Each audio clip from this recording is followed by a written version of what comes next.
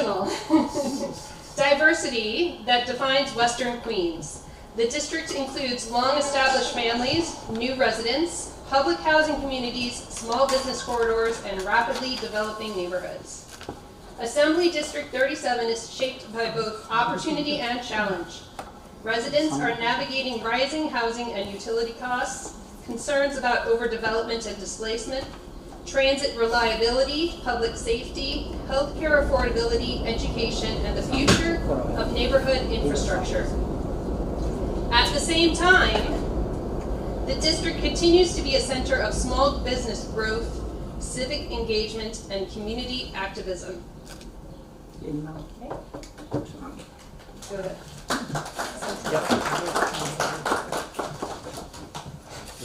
Yeah. Okay. As a strongly Democratic district, many of the most important debates happen during the primary process, where voters are often deciding not just who will represent them in Albany, but what direction the district should take moving forward. Dun, dun, dun.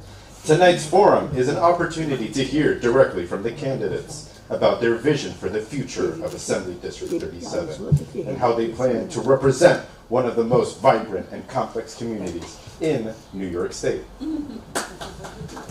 Thank you. So yeah, there will be more conversations and forums between now and the June primary, and I would like to share some notes with all of you about the format of tonight's conversation, as well as some ground rules that we'll be laying out. Generally speaking, each candidate will have 90 seconds to respond to each question that we ask them. If named in another candidate's answer, the candidate will have a 30-second rebuttal. So for example, if Melissa says Pia in like their answer, then you will have 30 seconds to respond to that. But that's the only case in which there will be back and forth, essentially. Candidates have not been briefed about the general topics or the questions, so they'll be going through this in like on the fly. But a lot of the questions are submitted from the audience as well as within the candidates' platform statements, so there should be some frame of reference on that overall. There will be opening and closing statements as well, during which candidates will have 2 minutes of speaking time, and there will be a rapid-fire questioning period to help ease into the conversation. First half being a little bit more lighter-hearted, and the second half being a little bit more serious, essentially. We'll have our lovely timekeeper, Sam, to let them know how much time is left on their speaking time, and the guidelines over there serve as a framework for conversation. If there's 60 seconds left, that will be the green one, 30 seconds left will be the yellow, 15 will be the orange, and the red will show that your time is up, essentially. But there is no bell that buzzes if you go like 91 seconds. But to ensure everyone has a chance to speak, and so that we can ask as many questions as possible that the audience has like submitted over to us, we may intervene with like a thank you or some sorts. With that said, we'll start with our candidates' opening statements. We'll start with Samantha Kattan. Whenever you're ready, mic is all yours. Thank you. Should I stand? I don't know. Up to you. I'll like orient towards you all. So yeah, good evening. Thank you all for coming out. Thank you to the Ridgewood Democratic Club for hosting us. I feel weird sitting, so I'm going to stand. My name is Samantha Kattan. I am running for state assembly in this district, District 37 in Queens. I am motivated to do this because I have been fighting for housing justice in New York City for over 10 years. I have worked with tenants and working class co-op homeowners across the city. I've helped tenants form tenant associations to fight against bad landlords. I've helped co-op owners do the work to maintain their buildings and keep them affordable. And I've engaged in policy fights across the state to pass stronger tenant protections that affect all of us.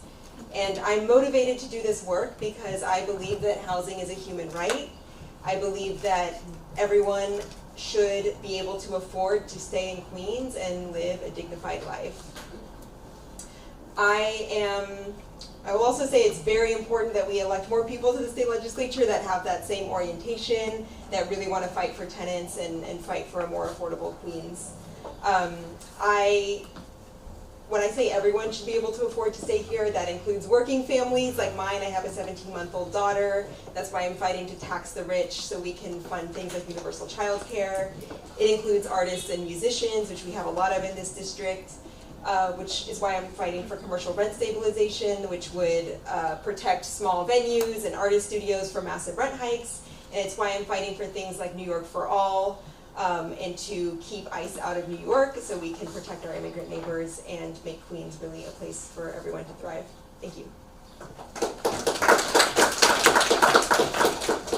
Thank you. Melissa Orlando. Thank you. Good evening. Thank you so much for coming out tonight, and thank you to our hosts. My name is Melissa Orlando, and I am your candidate for State Assembly District 37. I've lived here in the district in Sunnyside for nearly half my life. I've raised my family here. I've developed deep friendships and have served the community. I'm a single parent to a wonderful son who is a product of the public schools and is now in a state university. Like many of you, I have faced challenges around affordability. My entire adult life, I've worked 2 jobs. One at a local small business, Sunnyside Ballet Studio, where I have taught for the past 15 years. My work in the community dates back to 2012, where I worked on disaster relief efforts after Hurricane Sandy. Because I'm a problem solver, I like to jump right in. When we had problems with the 7 train, I started an organization called Access Queens to work with the MTA to create better transit solutions. I was member and president of Sunnyside Chamber of Commerce and advocated for the Small Business Job Survival Act. For the past 2.5 years, I've been a tenant advocate fighting for the rights of 250 tenants, including myself, who lost their homes to a 5-alarm fire after New York City's worst landlord hired a contractor that burned our building down. My campaign centers on accountability and equity, including increasing affordable and rent-stabilized housing, holding powerful landlords accountable, keeping us all safe from ICE, ensuring success for small businesses, and a cleaner and greener district. Thank you.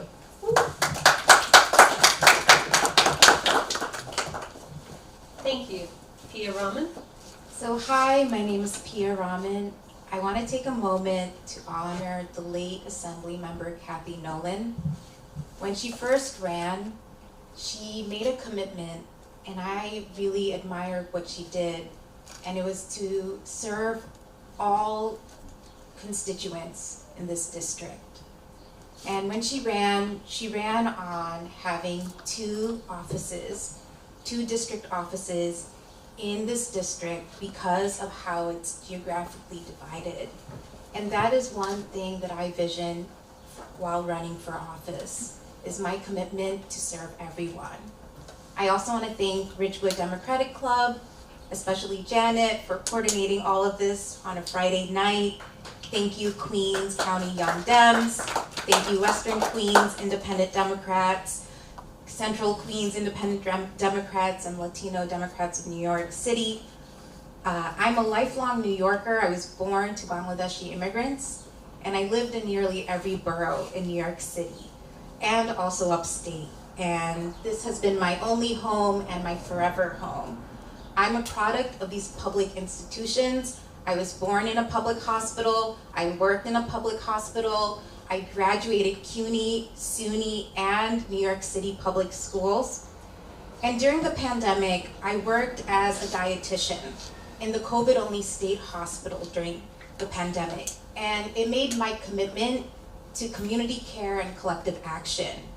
I later organized with Team AOC in their food pantry, and it opened up many opportunities for me to serve as a staffer for a lot of Queens elected officials. And I currently serve on community board too, in the Art and Culture Committee.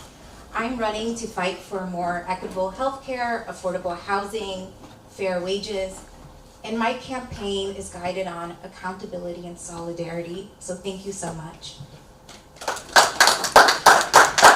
All right, we'll start things off with a quick rapid fire. These are the fun ones, so y'all can chill with that. Tell us, what is your favorite MTA train or bus line, and why? Anyone can go ahead. Mine is the 7 because I helped to make it better. I will say, so I have access to the L and the M here in Ridgewood. I live a few blocks from here. And the L wins out. It just comes more frequently than the M and goes really fast. The 7 train because I think it has a lot of transfers that can allow me to go to Manhattan or deeper into Queens or anywhere else in the boroughs. What is a song that's always on your playlist?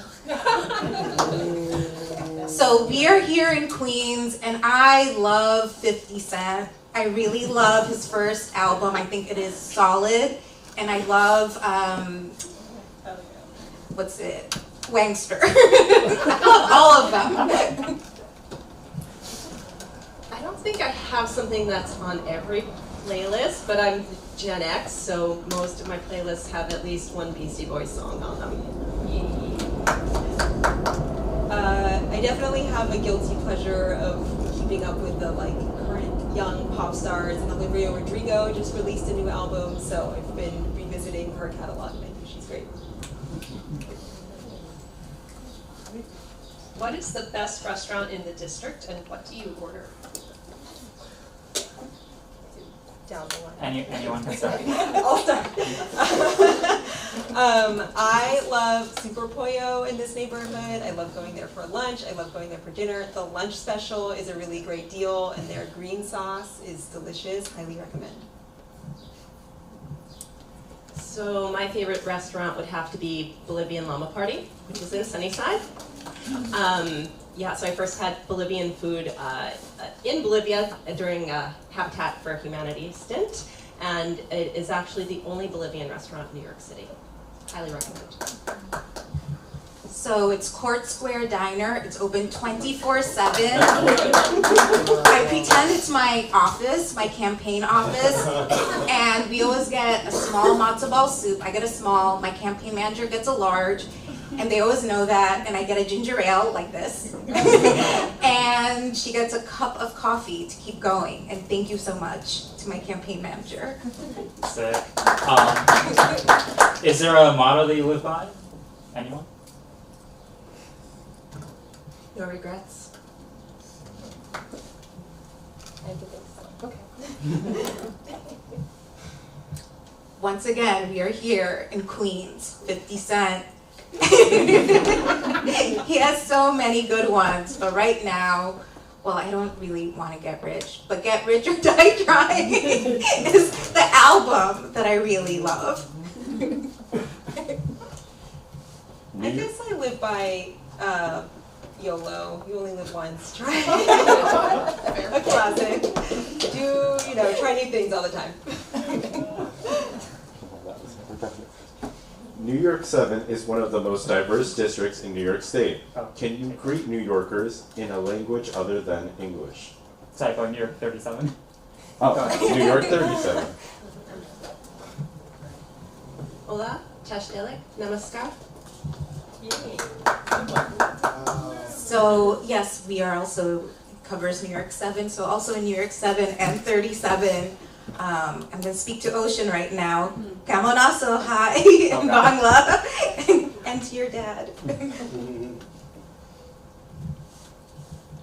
Yeah, an opportunity to highlight that I'm half Mexican, half Syrian. I speak Spanish very well, so buenas tardes a todos.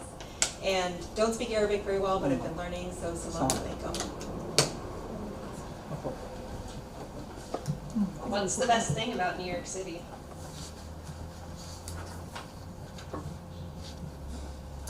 Just the people, the energy, the diversity of everyone. Every time you step outside of your door, you will see something interesting, someone doing something interesting.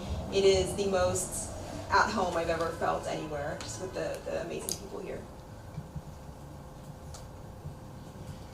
Yeah, I think the diversity of New York City is really special. What's even more special though is the ability for us to create a feeling of community in such a very large city. I think it's the attitude. I love a New York state of mind, and I think you become a New Yorker when you have that drive and that acceptance that nowhere else in the world that's so diverse. Thank you very much. That concludes the rapid fire with all these names. We might be copyrighting, but I don't know. All right, moving on to question 1. This one is submitted by Miriam Benson, and the topic is on Queens Link or Queensway. So the future of the former Rockaway Beach branch sparks major debate in Queens with competing proposals, such as the Queens Link project, which would restore the rail service while adding public green space, and the Queens Way project, which would transform the corridor into a linear park and recreational trail. Supporters of Queens Link argue it would expand transit access, reduce commute times, and improve the connectivity between central and southern Queens, while supporters of Queens Way emphasize the need for green spaces, environmental benefits, and community recreation. Which vision do you support for the corridor, and how would you approach improving public transportation infrastructure while also environmental protection and conservation in Queens more broadly? We'll start things off with Samantha to go ahead and start with that. Sure, thank you for that. So I really orient towards the fact that we need more public transit options in Queens, definitely.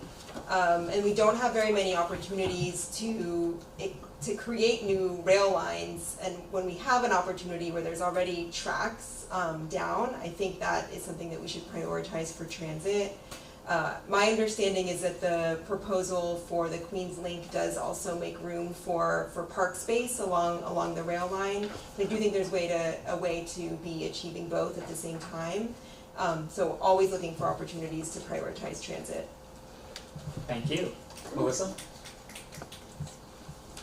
I would actually agree with Samantha. I think it's really important that when we have the ability to use infrastructure that's already in place, even if it's decommissioned, that we should do that, right? It's so expensive to create new rail, as we've seen, and the MTA is notoriously slow with projects. So if we can use this to quickly solve a transit issue, I believe that we should. I think that there can be parks developed, along transit routes, but I don't think that we should develop a park in lieu of an available transit opportunity. Thank you. Thank you, and Pia.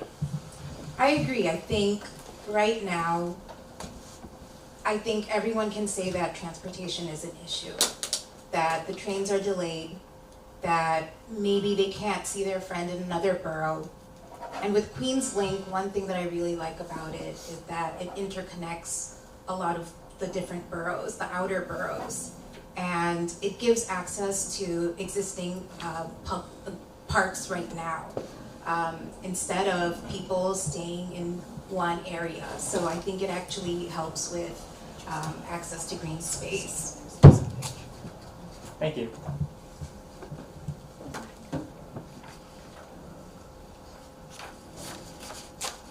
Yeah, go ahead. Serious questions. An in-house question on immigration. Immigration remains a major issue in New York, including debates over support for asylum seekers, cooperation with ICE, and protections for immigrant communities. Concerns include family separation, detention practices, and the impact of immigration raids on public safety and trust. How would you approach immigration-related issues affecting New Yorkers and immigrant communities across the state? Choose Melissa now. All right, Melissa, first up. Thank you. I think about immigration issues a lot.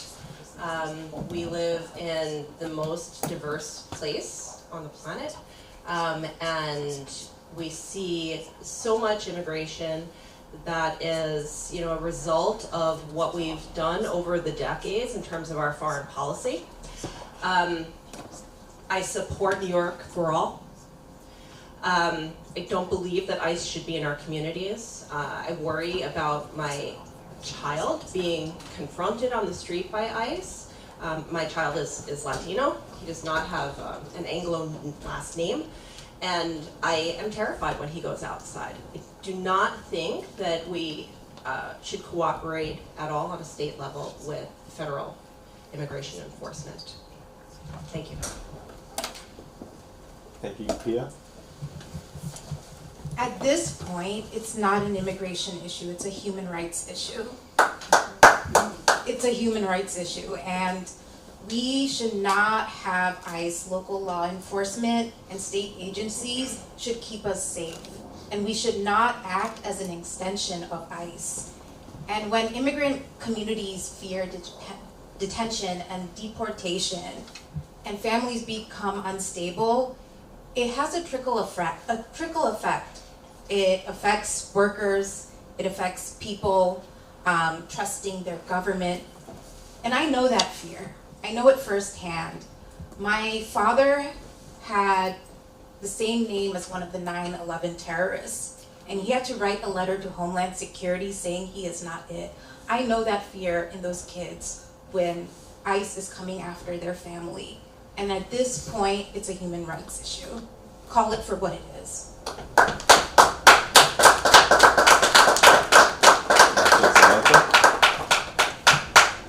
District 37 is over 40% foreign-born, so I know that the increased presence of ICE is felt very deeply. I've heard from a lot of people that there is fear that there will be even more ICE presence in our neighborhoods. I have been very active in the fight to pass New York for All, which would prohibit collaboration between local law enforcement and ICE. I spoke at a rally this past weekend about the incident that happened at Wyckoff Hospital with ICE a couple of weeks ago. So I feel very strongly that we need to be fighting actively to pass New York for All, which includes both the formal and informal collaboration with ICE, like data sharing between local law enforcement and ICE. I've also been fighting to pass dignity not detention, which would make it harder for people to enter into contracts with detention centers. Access to representation, which would give anyone legal counsel in their deportation cases, and coverage for all, which would extend state-funded healthcare coverage to everyone regardless of documentation status. The other thing we need to do, because ICE does not want to follow the law, is make sure that we're also supporting local organizing that's happening. There's lots of Know Your Rights trainings that are happening all the time. Informal groups where people are just keeping an eye out for ICE on the street so we can be protecting our neighbors right here, right now. So making sure we're supporting and amplifying that work as well.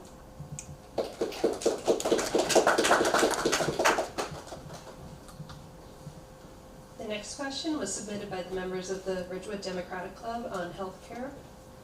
The New York Health Act is a proposal to establish single-payer, universal healthcare system for all New York residents. Supporters argue the plan would expand coverage, lower healthcare costs, and ensure access to care regardless of income or employment status, especially in the absence of federal action. Critics are concerned about the cost of the program, potential tax increases, and the challenges of implementing a state-run system, including verifying residency and coordinating with existing federal programs. Would you support the New York Health Act, or do you favor a different approach to addressing healthcare affordability and access in New York? Pia.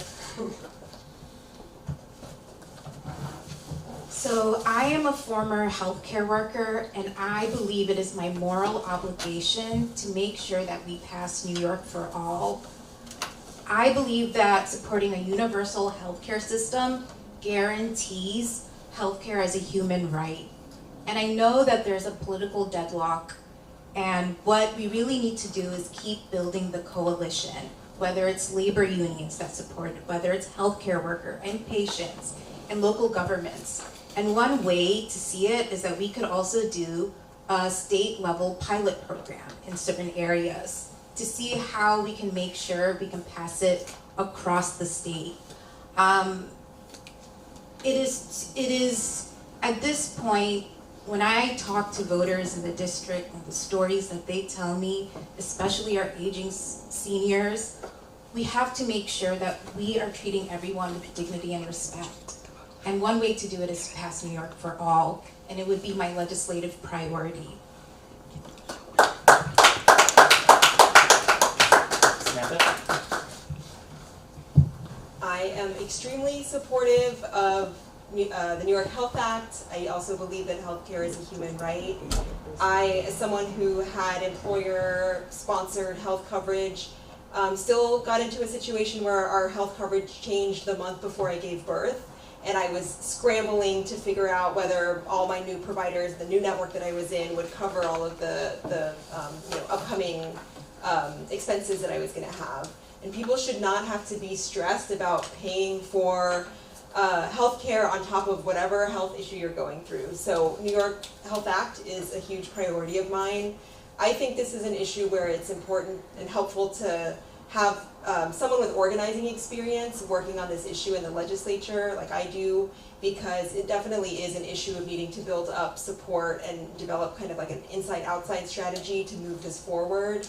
So I would be so interested in just working to build out the coalition that is supporting New York Health Act, doing more public events about the New York Health Act through the district office, bringing more people into the movement for single-payer healthcare, and kind of power mapping the state legislature to see where the roadblocks are and what we can do to move more folks onto our side to be supportive.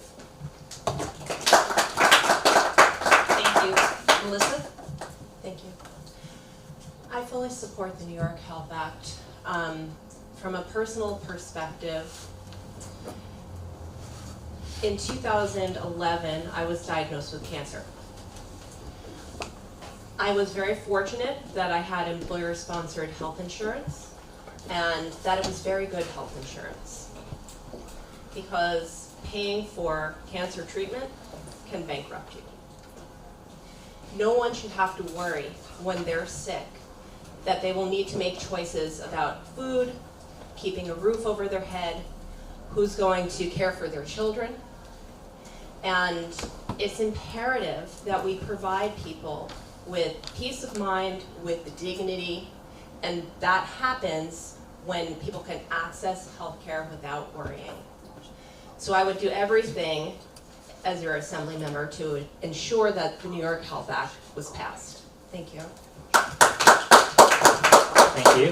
All right, our next question, before we go to the break, was submitted by members of the Latino Demcorats of New York City on taxation and social services.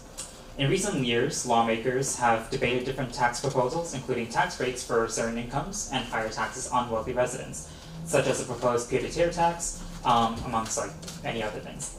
Supporters say the ideas can help working and middle-class families struggling with rising cost levels, but critics argue they could drive wealthy residents and businesses outside of New York City and New York State and hurt the economy. As candidates, how would you balance providing tax relief with funding essential public services like school, transit, and healthcare, but also address those concerns? Let's see, we'll start off with Samantha to start this one off. My response, so I have worked a lot to fight to tax the rich. I do think we need to be increasing taxes on the wealthiest New Yorkers and the most profitable corporations. They are vastly undertaxed, compared to what we have done in the past. They just received a $12 billion tax break from the federal government. We need to be reclaiming more of the wealth that we are creating as working people across the state. I participated in an action at Governor Hochul's office a couple of weeks ago, calling on her to tax the rich, and this is something that I take very seriously.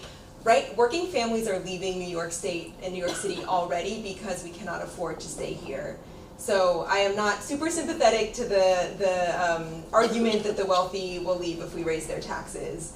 I think the only way we can be serious about fighting for a lot of the things that we're all talking about tonight is if we're serious about fighting to tax the rich so that we can fund the resources and the services that working families need. Thank you. Melissa? Thank you.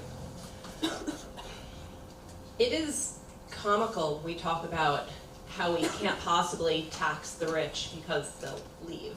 New York is the financial center of the world. No one's going anywhere, right? We can't continually ask the middle class to pay more and more and more because we have to go look for somewhere else to live. We don't have the option to stay and, buy one less house or have one less car, right?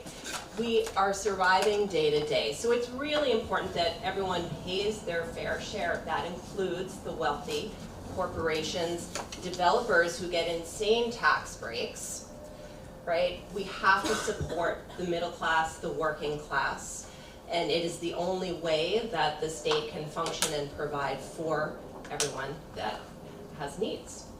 Thank you. For far too long, working people have carried the tax burden, while billionaires and corporations, they exploit the loopholes. I'm in the opinion that we should be supporting taxing some of the highest income earners to help shore up safety nets.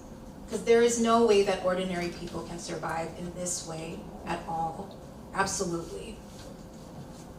All right, thank you so much. All right, at 7:55, we're gonna go into our 10-minute break for all the candidates, like, decompress and everything, and then for everyone else, if they have a bathroom break. So yeah, go ahead with that. But in the meantime, while we're having this break, we also would like to have our co-hosts and sponsors to say a few words, if you like. Janet? Please let the candidates go first in the bathroom. And thank you all for coming. And I just want to say we want to keep these kinds of events free. We do think it's very important to educate the public. That's actually part of our mission. We're not affiliated with the county party, the national party. We're an independent club for educational purposes. So if you are able to spare $5 to help upkeep the building, we would deeply appreciate it. But we do think they should be open to everybody in order to fulfill the educational mission. Thank you. Also helping out to make this event possible is the Queens County Young Democrats. We are one of many chapters all across New York State. I'm, as you know, part of the board myself and stuff, but I also joined really recently because I want to be more involved with politics here in my home base. And joining a Young Democrats chapter has been really meaningful to me overall. I met a lot of cool people and networked with a lot of amazing folks as well. There's so many events beyond just the candidate forums. There's also socials, there's also canvassing opportunities and much more that we do. So if you're interested in joining a Young Democrats chapter, then be sure to check us out. There's membership fees for a lot of those chapters overall, but all those fees go back to you, so you can help expand more on your experience here in New York City or far beyond. So yeah, check us out. Thank you.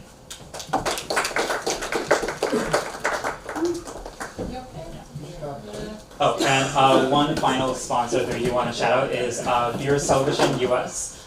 They're the people that are helping us out with making this live stream possible. They have the cameras all around and everything, and people watching from home are able to see them thanks to their help and support. So thank you to Beers Television US.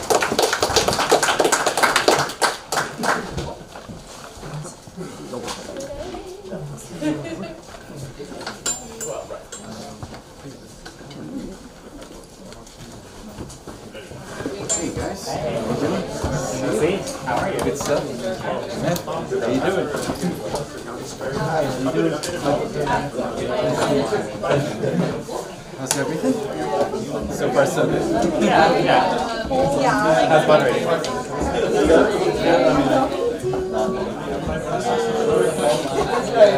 But you're familiar or unfamiliar? It's not something that I'm familiar with. Oh, first off. You guys are doing a great job. Thank you.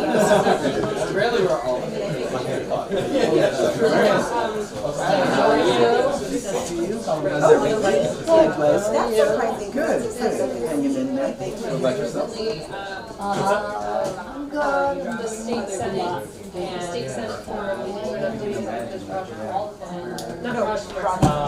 Steve Rogers. The other thing that we have going on, they have conferences.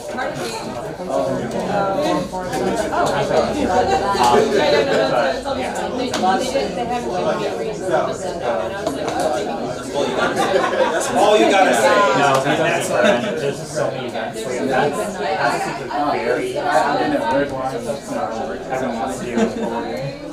Yeah, I didn't know that they had anything. Trying to make the rap. Maybe there's like just now. It's about well, I heard it was like a challenge. So like even if they chose like people or doing things that they wouldn't. It's really nice to find out more of what's open to do. Next year will be a big year. Term limits coming to us. Oh yeah, very. So yeah,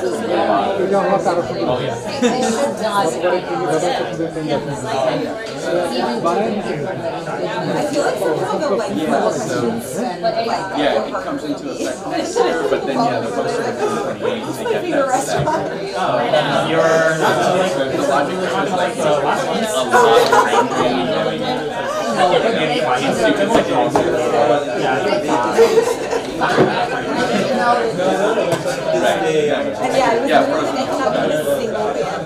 no, yeah, it's gonna be big. So doing what we can in terms of how get being in the schools that we for now. Not that we want to get involved. watch a movie as well. Like, I mean, just like a lot of the songs. I think it's like there is a song, there is a movie that they literally just did. Oh yeah. How knowledgeable they are about the community. So we went into the urban planning and Some of them Yeah. a bunch of old stuff that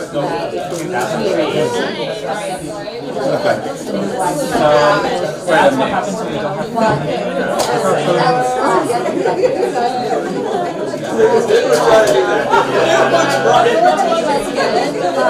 like just watching you. You're good. Yeah, we need to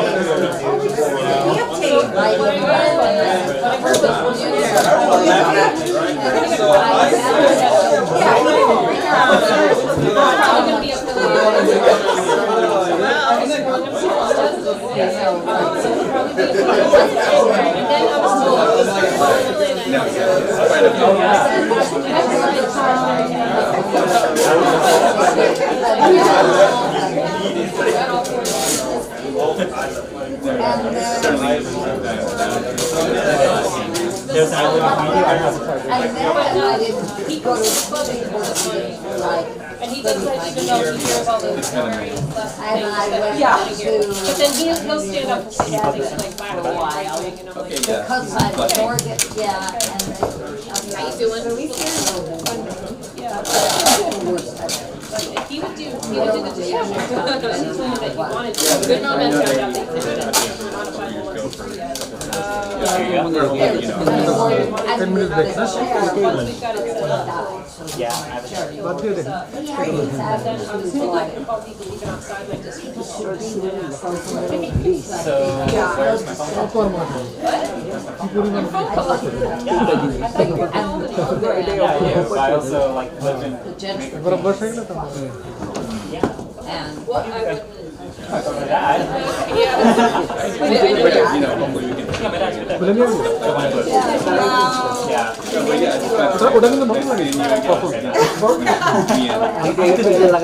More like I'm slowly bringing him into the other part of my life. Yeah.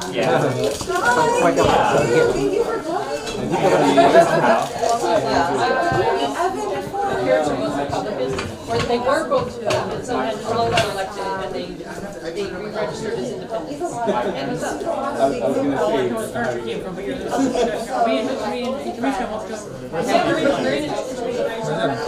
Pura varios, pinta varios.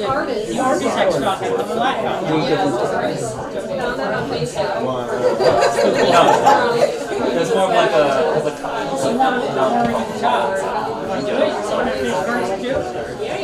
Alright, hello everyone. We're going to be starting off in like 2 minutes, so you can get everyone.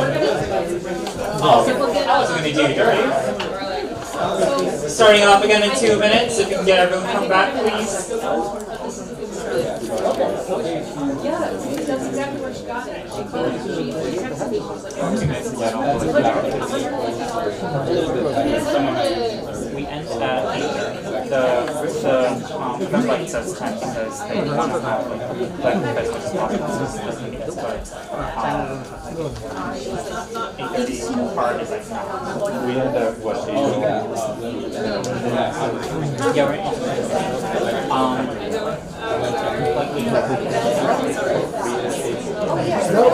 Oh, we ended this at like 8:04, but honestly, like 0 part. As you can see, we're putting like 2.5. So like that's where we're like squeezing through a lot of questions. I like Well, this is also just the base. We don't have a space and we haven't.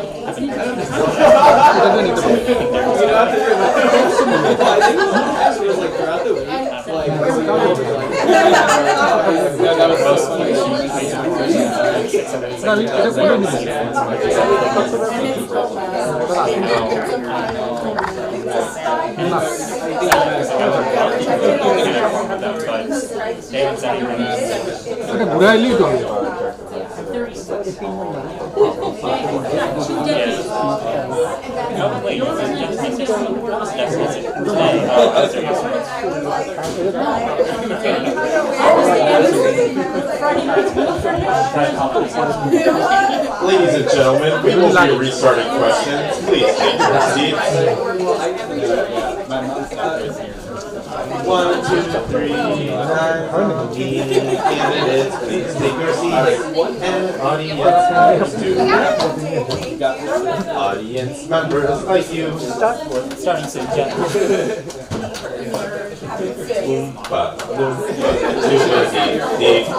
Please take a seat in the Ridgewood RDC. Okay, that was kind of cute. I like that.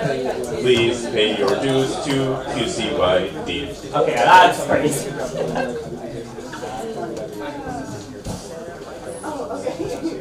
All right, ladies and gentlemen, we will be starting shortly, so audience members, candidates, please take your seats.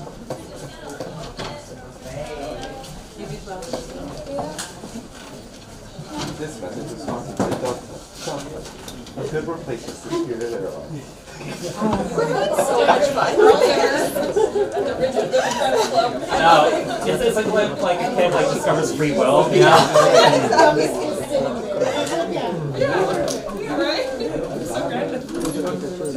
Wait, there's cheese balls? There's one left. Oh, okay. It's gonna be gone right now. We're starting soon. Close your eyes, make a wish, and take a seat in the Ridgewood Democratic Club. Thank you. All right. All right. Start things off here. This is the last one, right? No, there's 6 numbered ones, and there's like a bunch of like. There's a whole bunch of. I only have 5 on it. Next page. Yeah. Oh, okay. Yeah, we have a bunch of questions to go back on. You think it's over? We made extras just in case. We made 10. Everybody was really fast with their answers. Which y'all happen to be. So yeah, thank you. Yeah, you can go ahead.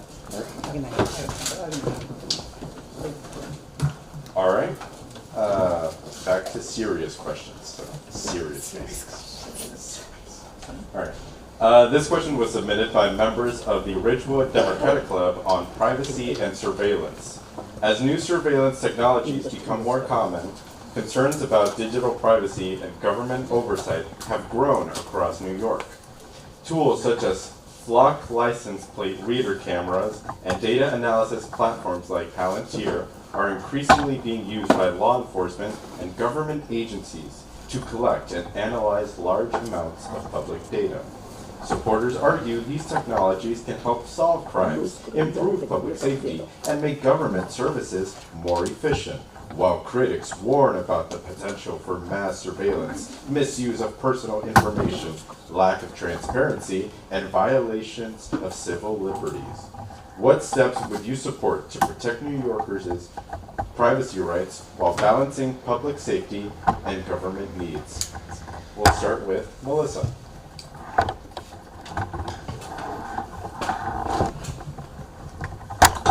Thank you. So, data privacy is a huge issue. We have not kept up from a governmental perspective with advances in technology, and that leaves us all very vulnerable. And increasingly, the surveillance on our streets for every little thing leaves us very little right to privacy at this point. But we have to rein some of that in. We have to balance a need for public safety with our individual liberties.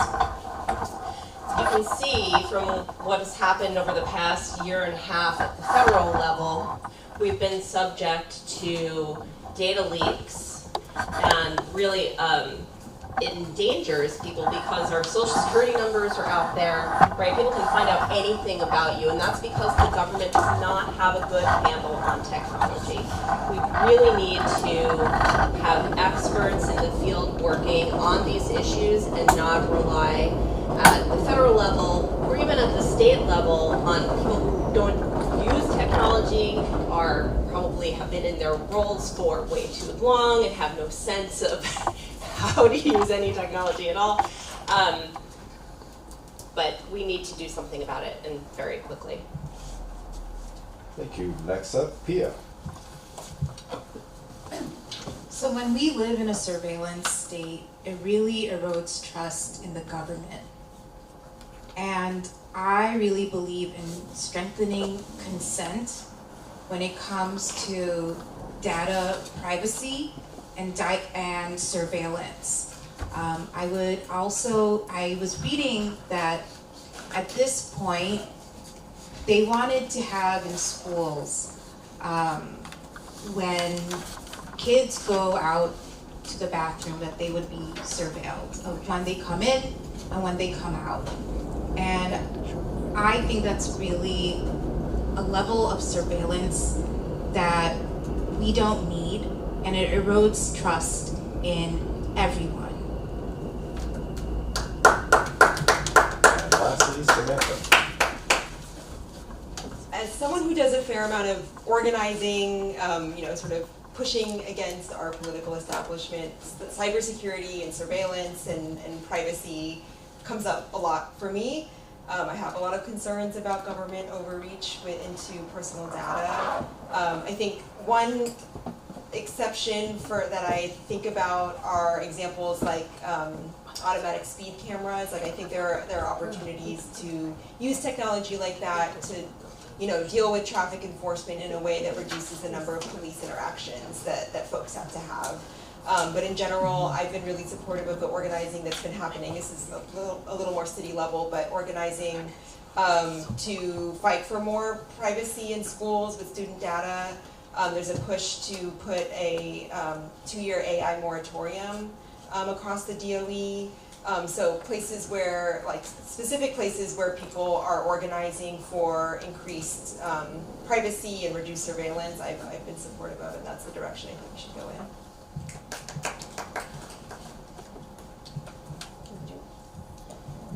The next question was submitted by Anthony Barsamian on Sunnyside Yards. The Sunnyside Yard Master Plan proposes decking over the 184-acre Queens Rail Yard to create a new mixed-use neighborhood featuring over 12,000 affordable units, union jobs, parks and green spaces, and schools. With this proposal also comes concerns over the $21 billion price tag, potential gentrification, and displacement. What is your position on the plan and why? Oh, sorry, we're going to start off with Pia. So I really believe in making big decisions like rezoning or large housing projects co-governing. I'm the only candidate, and before any other elected official, I held a listening session when I heard that the people in Sunnyside were concerned about the development of Sunnyside Yard.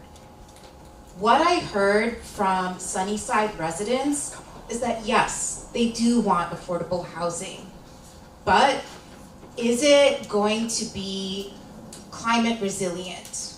We live in an area that was once a swamp, so water from underground would come. That is what I heard, and currently there is no federal funding behind this project. But what I heard from Sunnyside residents, and it covers a little bit of Long Island City, is that yes, we want affordable housing, but we want a detailed plan. And will it be climate resilient with someone like Donald Trump who does not believe in climate change? Thank you. We'll hear from Samantha now. I am optimistic that we could do something really wonderful with the site of Sunnyside Yard, which currently doesn't have any housing or any green infrastructure or any community resources on it, as it is an active rail yard. There is no plan currently that says something specific about what will go there.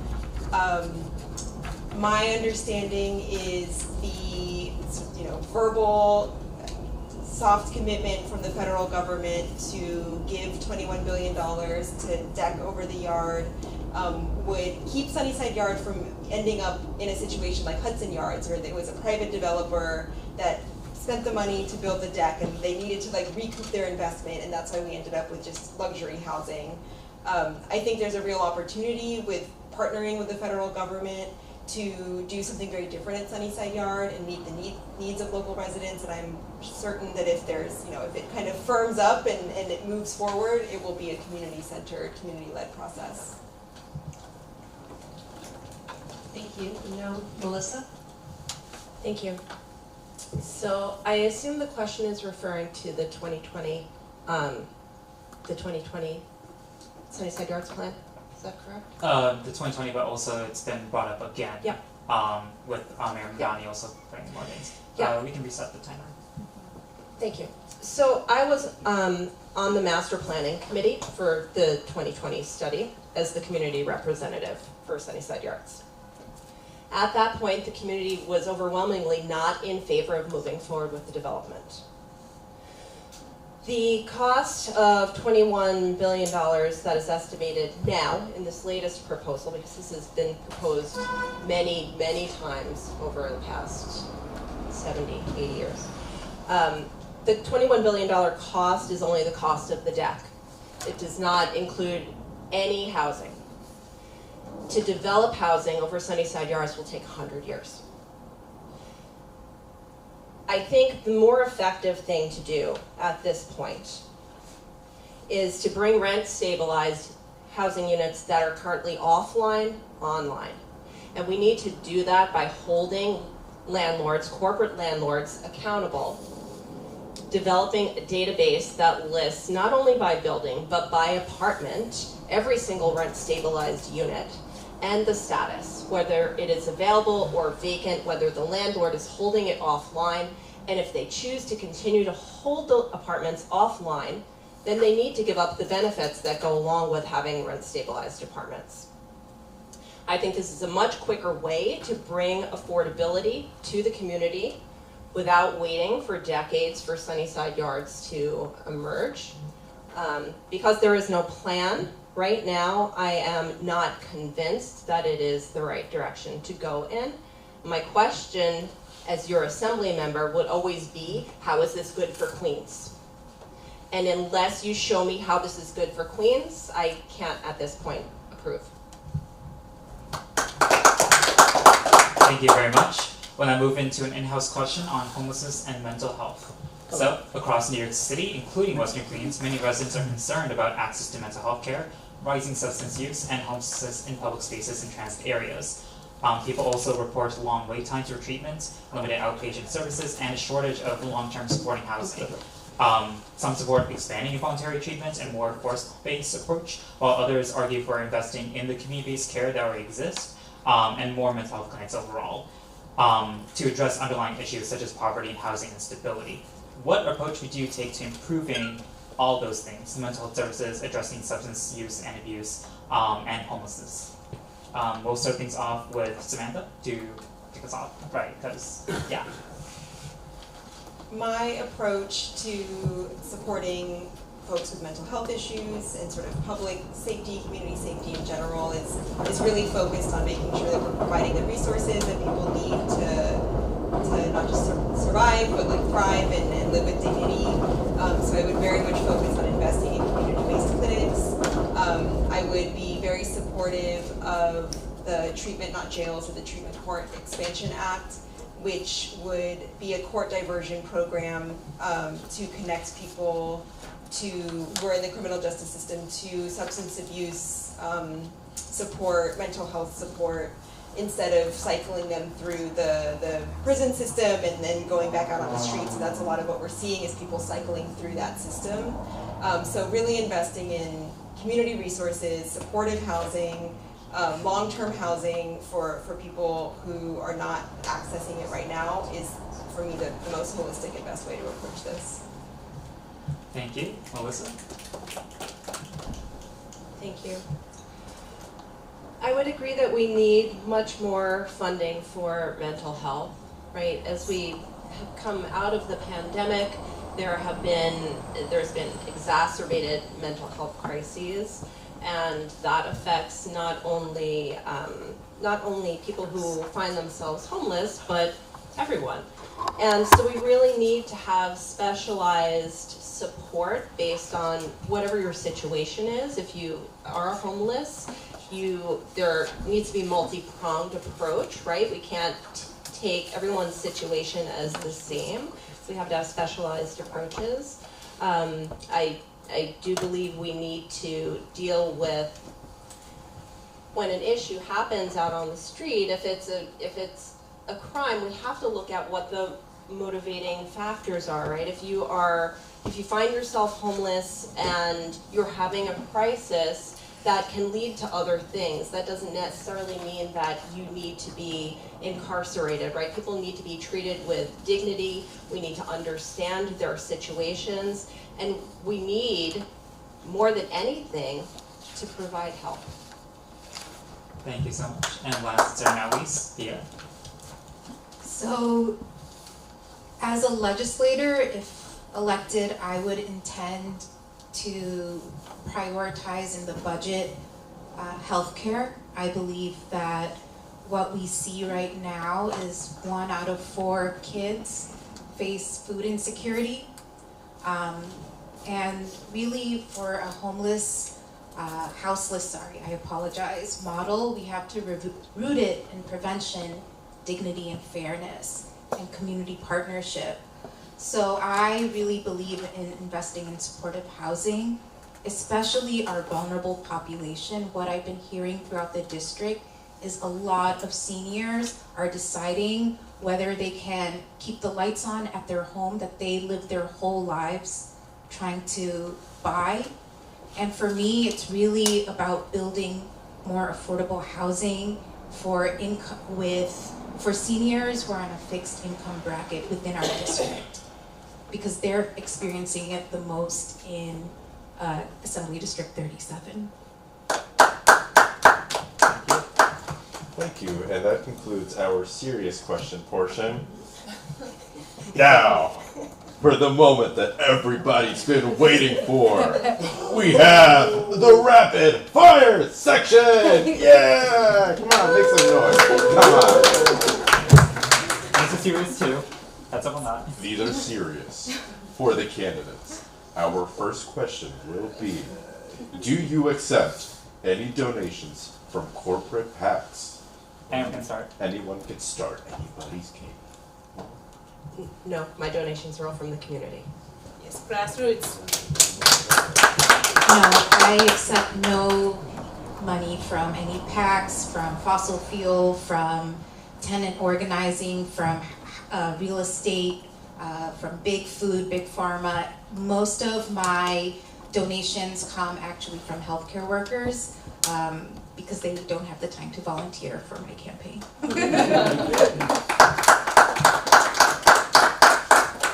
I have done a lot of, this is rapid fire. I'll just say no, no corporate, I was going to do a whole thing.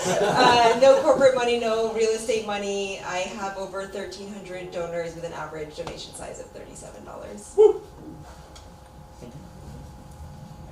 Do you support congestion pricing in Manhattan? Anyone can start. I do. Overall, yes. I think there are 1 or 2 problem areas, but generally, yes. Yes, but I also know that recently, I was born in the Bronx, so I will always care about the Bronx as well. I love all of New York State when I say this. What they saw with congestion pricing is that there's more pollution in the Bronx, but it's short term. And what we need actually is more. Oh, sorry. Sorry. Yes, I support congestion pricing, but I also want to make sure the Bronx is not being polluted more. Thank you. All right. Question for anyone to start. Do you support eliminating or significantly limiting cash bail in most criminal cases? I do, and there's ample evidence that I've looked at showing no relationship between bail reform and increased crime rates overall. So I'm happy with the progress we've made. Sorry, there's something about the rapid fire that like makes me want to talk more. So yeah, I'll leave it at that. Yes, I'm supportive. Yes, and we need prison reform in New York State. Next question on rapid fire. What's one quality about yourself that makes you the best candidate? Anybody can start. I would say my compassion and commitment to the community. Driven. Strategic and rooted in community work.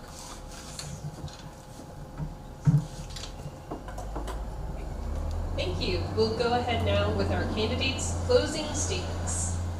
We will start with Pia Rahman. And you have 2 minutes. You know what I realized I forgot to thank? Thank you, Melissa and Samantha, for being here. And thank you to all the Democratic parties, all the Democratic clubs. And then thank you, Ridgewood Democratic Club, for hosting us. It is an honor to be here, and for me, New York is a place for everyone, and it is not just me running, it is everyone, and I'm a continuation of you, and you're a continuation of me, and it would be an honor to serve Assembly District 37 in New York State Assembly. Thank you. Melissa? So thank you again to the organizers, and thank you everyone for being here tonight. I have a lot of gratitude that you've come out to hear all of us and be part of the democratic process. As we close out, I want to just acknowledge how that there are 3 female candidates sitting here, how that really reflects on Kathy Nolan's work. It's an honor to sit here with 2 other female candidates.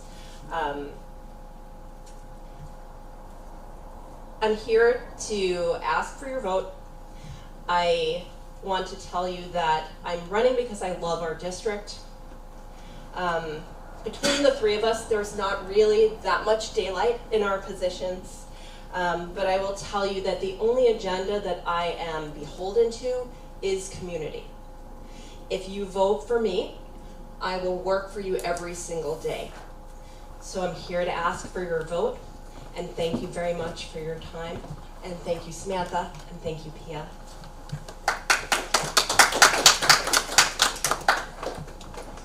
Thanks everyone for spending. Samantha. Yes. Sorry, jumped the gun.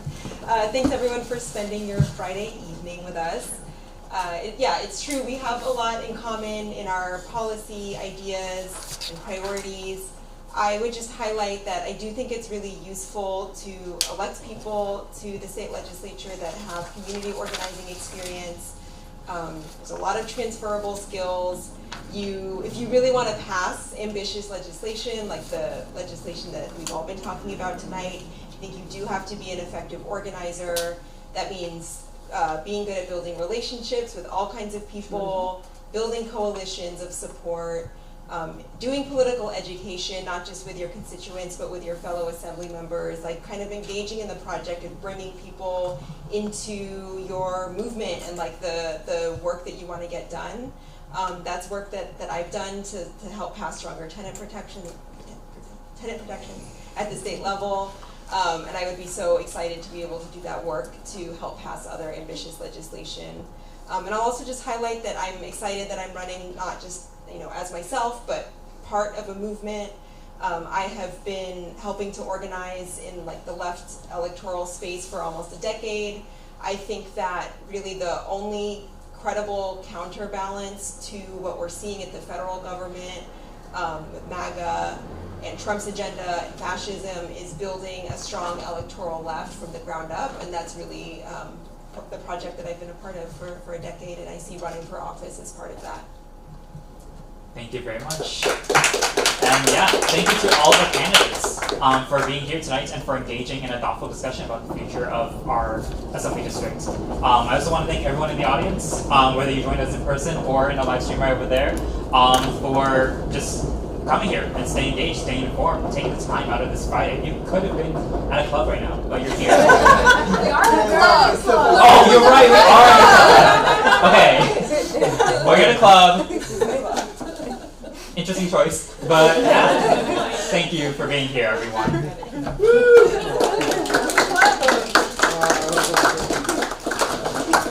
Oh, sorry. We have a few more things. We have a few more words. Closing time. No, just kidding. Beyond, I'm going to put my serious voice now. Beyond policy differences and ideologies, what matters now is participation. Our democracy is strongest when people show up, when they vote, when they organize, and when they hold their elected officials accountable.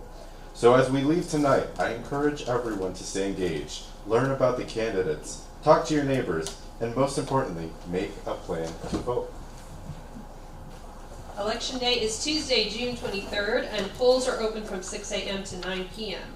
New York City also does early voting, and that will be running from June 13th until June 21st. Be sure to show up at the polls to cast your ballot for any one of these candidates and bring your friends and family there too, or you can even vote by absentee ballot, which I personally love. Thank you again to our candidates, our partners, and everyone who made tonight possible. Have a great evening and a safe trip home. And can I get a volunteer to help take pictures? We're going to take some photos now. All right, now we're done. Thank you.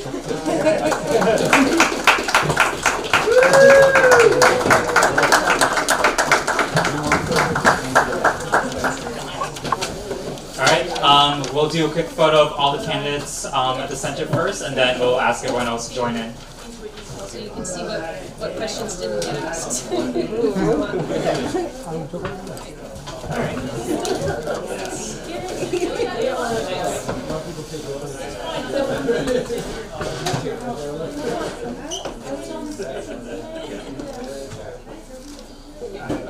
I like your phone case, Janet. Oh, thank you. All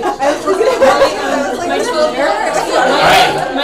If everyone would like to join in on this group photo, please come to the center. You're more than welcome to join in with the candidates. Ocean, can we get a picture with the event? Oh yes. Can we also get well, first we get the event organizers, everyone that was staffing, that was coming here to help out, come to the center as well to help out with like this group photo. Sometimes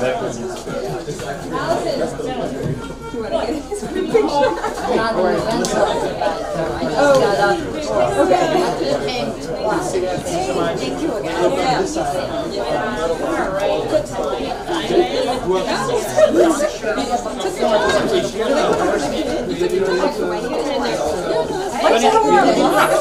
I'm wearing green. I don't know what you're talking about. There you go. That is a good Joel tone.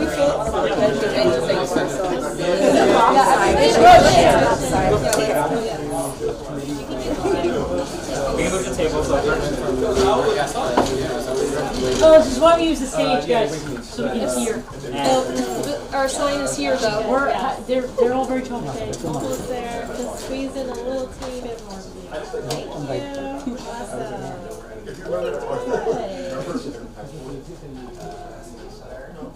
Awesome. Amazing. Okay. Now they're all done. Yeah. Wait. All right, thank you so much, y'all. That concludes the end of our event. Hope y'all get home safe.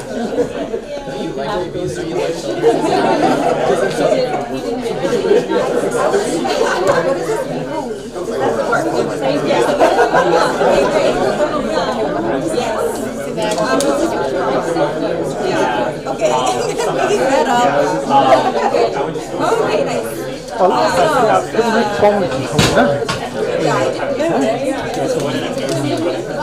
আমাদের মনে আরো সময় ছিল I was like, are you part of like a disaster or something? আমি কিন্তু সবটাই দেখি Oh, really? Okay, well, I'm okay. Oh, nice. Okay, yeah. Yeah. Oh my God, wow. But my parents are in Jamaica, so That's awesome.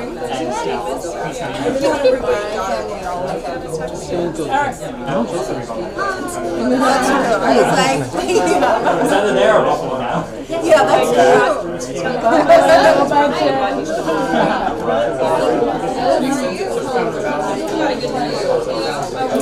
Oh yeah, we got the that's why we do media release forms.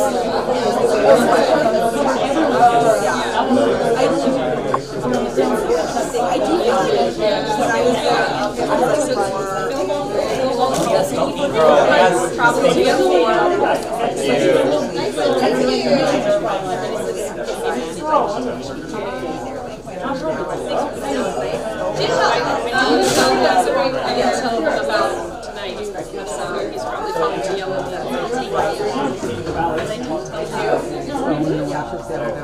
He's still kind of short.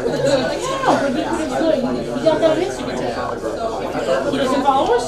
That's what you're saying. You don't follow us? What the hell, Phil? He's right here at the district. I'll talk to him if you want. You have to. I don't know. I'll talk to him. First you let my house get district. Oh, you did, huh? If you look, no, I really do. I mean, I remember, not really like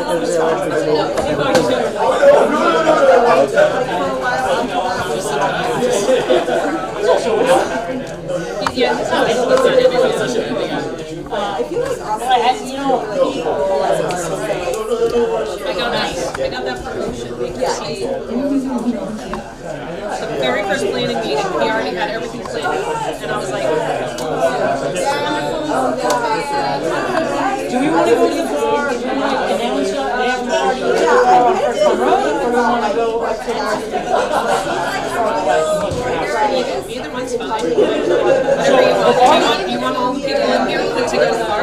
No, because there's no point in saying this. I didn't want every night, every time. But Bill is bar, so yes, go look at it.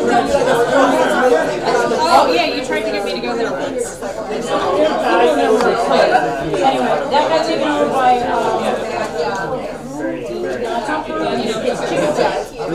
Don Hogan. So it's not necessarily a part of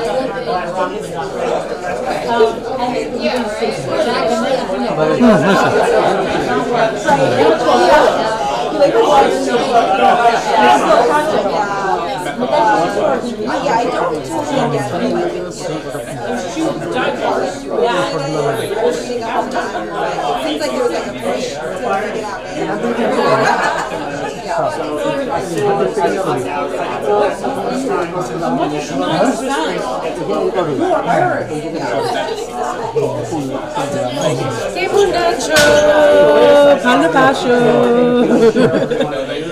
Yeah. You're from?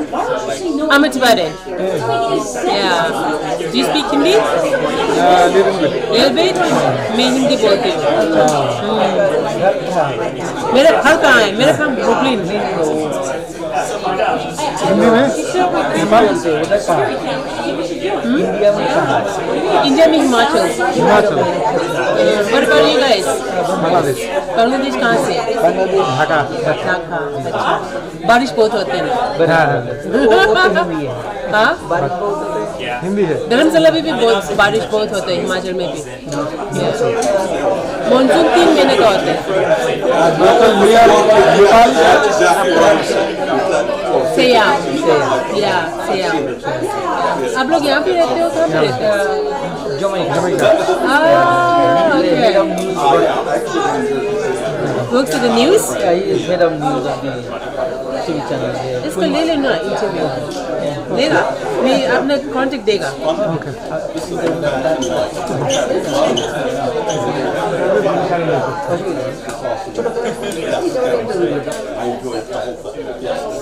ना okay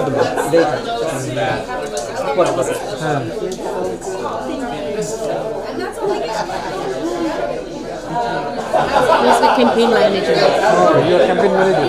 Yeah. Thank you. Can you stay for a 15 minutes talk show or you all need to go to take the interview? Which one you like? आप जो भी करो अभी भी कर रहे हो अभी माइक्रोफोन হবে হবে with that mic मेरा की उसका उसका है ना मेरा की उसका साथ में और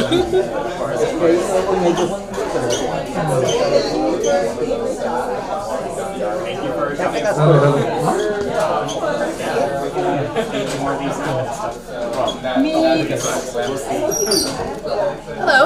Hello. How are you? How are you? We have you on the live stream? pretty much Live stream? Live stream or okay? Yeah, I'm sorry. Do you want to do live stream or live stream is going live?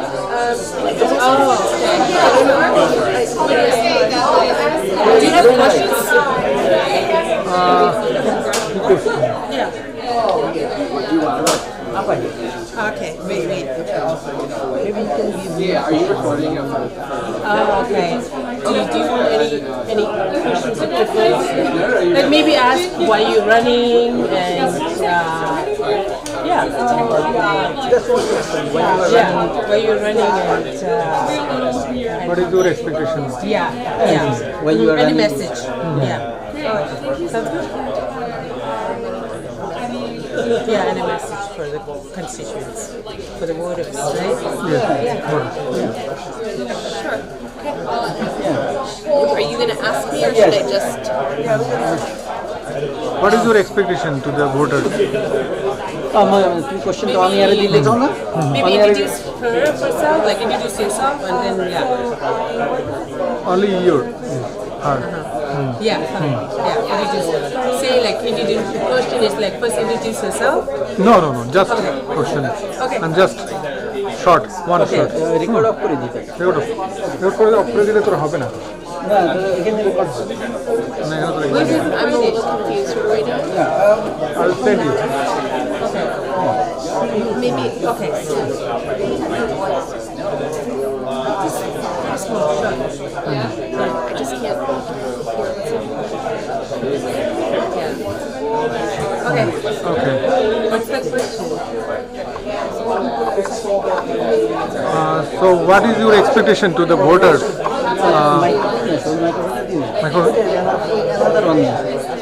No problem. আমি বলতেছি তো সমস্যা নেই আমার বলার দরকার নেই No problem.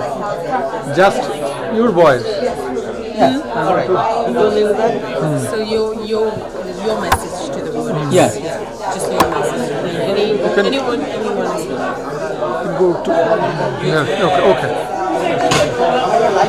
I need 1 second. Yeah. Have a second. Give 1 minute.